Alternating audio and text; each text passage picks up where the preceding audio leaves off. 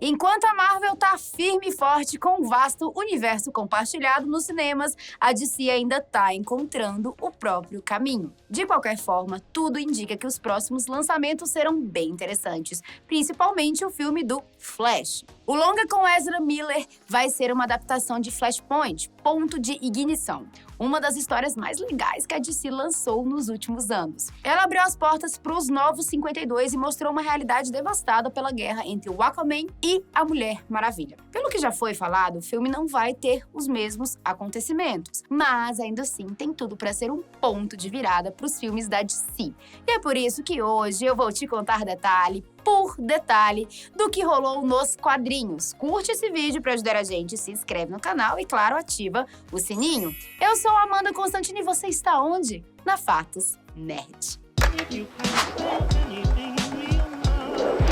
Flashpoint começa com Barry acordando no trabalho, lá no departamento de polícia de Central City. As coisas parecem normais em um primeiro momento, porém, rapidinho ele descobre algumas mudanças. Em primeiro lugar, o herói da cidade não é o Flash, mas sim o Cidadão Frio. Ele continua sendo Leonard Snart, só que não é mais o vilão com Capitão no nome. Logo em seguida, o Barry percebe que não tá com o anel do Flash, onde fica guardado o uniforme, e pra piorar, nem tinha os poderes de velocista. Só que o mais chocante é que ele encontra com a mãe, que nem deveria estar viva.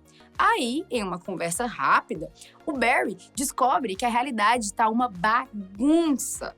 O pai dele morreu de ataque cardíaco 3 anos antes, e tanto o Flash quanto o Superman e a Liga da Justiça não existem. Imagina só o desespero. Pois é, na mesma hora, ele entende que alguém deve ter mexido com a linha do tempo e alterado a realidade. A mãe dele até conta que o Batman existe, só que a cena seguinte a gente percebe que não é o mesmo cara das histórias antigas. O Cavaleiro das Trevas tá mais cruel e quase mata a Yo-Yo durante uma perseguição. Ela só não morre com a queda de um prédio porque o Cyborg a salva e a entrega para a polícia. Na ocasião, o Cyborg ainda bate um papo acalorado com o Batman sobre a batalha que tá rolando no mundo entre o povo de Atlântida, governado pelo Aquaman, e as Amazonas de Temícera, lideradas pela Mulher Maravilha. A preocupação do Cyborg é que a guerra entre os dois reinos vai destruir o planeta. Só que até aquele momento, mais de 100 milhões de pessoas tinham perdido a vida quando os Atlantes afundaram a Europa Ocidental.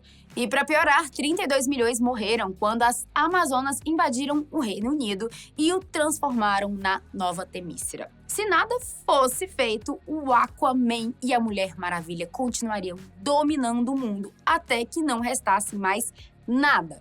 Ao lado do Cyborg estavam alguns heróis bem aleatórios daquela realidade, todos em hologramas, para discutir a situação e pensar em uma parceria. Até que poderia ter funcionado, mas o Batman abaixou a moral da galera e foi embora dizendo que não participaria do grupo. Com isso, os heróis e vilões mudaram de ideia e disseram que precisavam reconsiderar. Como Barry estava sem poderes, ele pega o carro da mãe e viaja até Gotham para pedir ajuda ao Batman. No entanto, ao entrar na Batcaverna, o Barry leva um golpe ninja e descobre que o Cavaleiro das Trevas daquela realidade não era o Bruce, mas sim o pai dele, o Thomas Wayne. Olha que babado, olha esse babado crescendo. O Barry até tenta explicar pro Thomas Wayne a situação, que ele é o Flash e tal, mas o pobre do menino leva uma surra feia, dá até dó. O Batman só para de bater porque o Barry começa a gritar de dor quando a memória dele passa a se realinhar com a nova linha do tempo. E é nesse momento que ele descobre que não tá em uma ilusão, mas sim no mundo real. Para completar a salada, um anel cai das roupas do Barry, justamente o anel do Flash. Ao abrir para pegar o uniforme, não sai a roupa vermelha clássica, mas sim uma roupa amarela, o traje do Flash reverso. E é aí que a ficha cai e o Barry entende que toda essa confusão foi causada pelo Newborn Tane. É isso mesmo. Para que tudo voltasse a ser como era, o Barry precisava recuperar a própria velocidade. Não só para voltar no tempo, mas também para derrotar o Flash reverso. E para isso, ele decide refazer o acidente que gerou os poderes. A questão é que o plano dá muito errado, e ao invés de ganhar a super velocidade, o Barry fica completamente queimado. A cena corta pra Londres, onde Steve Trevor estava esperando a Lois Lane e acaba atacado pelas Amazonas. Com o laço da verdade, a Mulher Maravilha descobre que ele estava lá para extrair a Lois Lane, já que ela tinha se infiltrado em Nova Temícera para coletar informações pro Cyborg. Em seguida, o próprio Cyborg aparece conversando com o presidente dos Estados Unidos sobre a situação global. Ele descobre que havia um traidor passando informações para as Amazonas, provavelmente alguém entre aquele pessoal que poderia ajudar a acabar com a guerra. De volta à mansão Wayne, o Barry aparece todo enfaixado por causa das queimaduras. Mesmo depois de quase morrer no experimento, ele quer tentar de novo, já que sabe que não vai demorar muito para ele esquecer da realidade antiga. Pior do que isso era que, se nada fosse feito, o Flash Reverso ganharia a briga e o mundo provavelmente seria destruído. O Barry, então, passa pelas condições do acidente mais uma vez e, como resultado, finalmente recupera a velocidade. Graças aos poderes, seus ferimentos se curam mais rápido e o Barry ainda consegue recriar o uniforme do Flash, do jeito que a gente conhece, com muito vermelho e pouco amarelo. Ao mesmo tempo em que Lois Lane encontra a resistência em Nova Temícera, o Flash recebe uma ajuda do Batman para investigar a história daquela linha do tempo e tentar entender os passos do Flash Reverso. Por meio de reportagens de jornais antigos, o Barry percebe que o vilão mudou tudo para impedir que a Liga da Justiça fosse formada. Só que o mais importante vem em seguida. O foguete do Superman caiu em Metrópolis e não no Kansas, o que causou a morte de 35 mil pessoas. Como o Flash sabia que Kal-El estava dentro da nave, ele e o Batman pedem ajuda para o Cyborg para descobrir o que foi feito dela. Acontece que o foguete foi parar em uma instalação subterrânea secreta abaixo de Metrópolis. O lugar recebeu o nome de Projeto Superman, e o que estava dentro da nave ficou conhecido como Sujeito 1. O trio consegue invadir a base secreta e, para surpresa deles, lá estava o Kal-El. Só que não o kryptoniano musculoso que todo mundo conhece. O cara estava fraco e pálido porque nunca tinha visto o sol. Ou seja, o Superman daquela realidade não teve a chance de desenvolver seus poderes ao máximo. Segundos depois de libertarem o Kal-El, os guardas da instalação aparecem e os 4 conseguem fugir para fora da nave, onde Superman finalmente recebe os raios solares.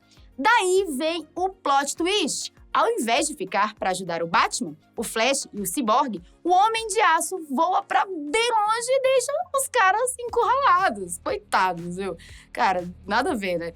Os 3 tentam enfrentar os guardas, mas é a Mulher Elemento que, surpreendentemente, consegue salvá-los. Tudo parecia tranquilo até que as memórias do Barry começam a mudar de novo. Como o processo estava acontecendo mais rápido do que antes, o Batman aplica uma injeção antiepiléptica para diminuir a atividade elétrica do cérebro do Flash e, assim, todos terem mais tempo.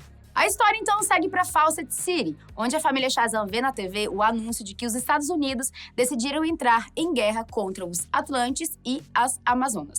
Pouco tempo depois, o Batman arromba a porta e entra com Flash, o Cyborg e a Mulher Elemento, tudo para que as crianças da família Shazam usassem seus poderes para parar a deterioração mental do Barry. Ao que parece, a ajuda funcionou temporariamente. Sendo assim, o Flash ainda poderia perder as lembranças a qualquer momento. Para piorar, a guerra se intensificou, com mais e mais pessoas morrendo ao redor do mundo.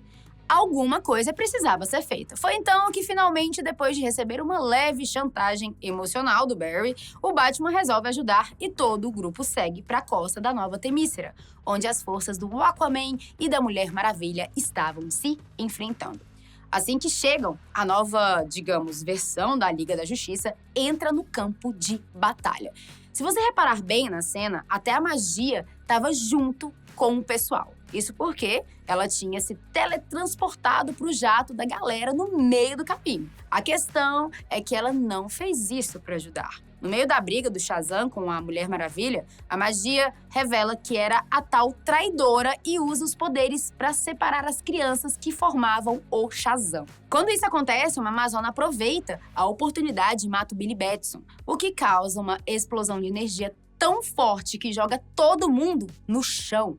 E é nesse momento que o causador de toda a treta aparece, o Flash Reverso.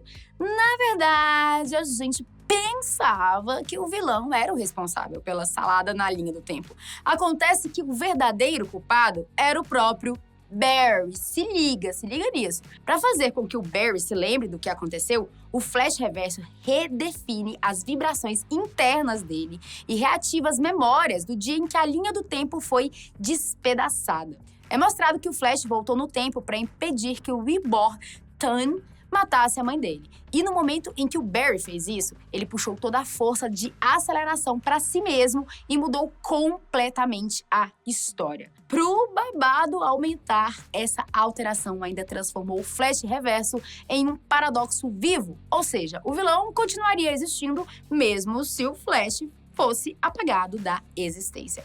Cara, o Eobard estava muito forte nessa hora.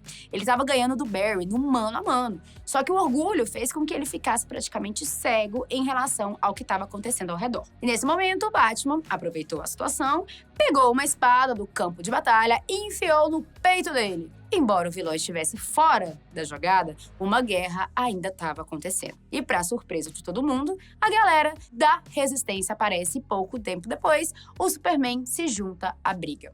Como muitas mortes ainda aconteceriam naquela realidade, o Batman insiste que o Barry conserte a linha temporal e basicamente salve o mundo, por favor, né? Bom, agora que o Barry sabia em que ponto do tempo ele deveria ir, era muito mais fácil consertar as coisas. Antes de partir, o Batman agradece pela segunda chance que o Bruce vai ter e pede que o Barry entregue uma carta ao filho quando encontrá-lo.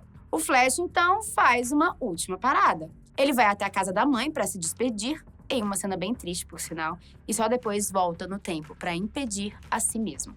Em meio à força de aceleração, as duas versões do Flash se fundem e criam uma nova realidade, bastante diferente daquela do Flashpoint e com algumas mudanças em relação à original. E a partir daí que surgem os Novos 52, o relançamento de todas as publicações dos quadrinhos da DC. No final, o Barry acorda do mesmo jeito que o início da história. Ele se encontra com o Batman, que agora é o Bruce, né? Explica toda a situação e aproveita para entregar a carta do pai dele. Aí, meu amigo, o negócio é tão emocionante que até o Batman chora. Ficou chocado? Pois é. Mas e aí, você curtiu essa história? Deixa aí nos comentários uma sugestão para os próximos vídeos e eu vou ficando por aqui. Um beijo e tchau!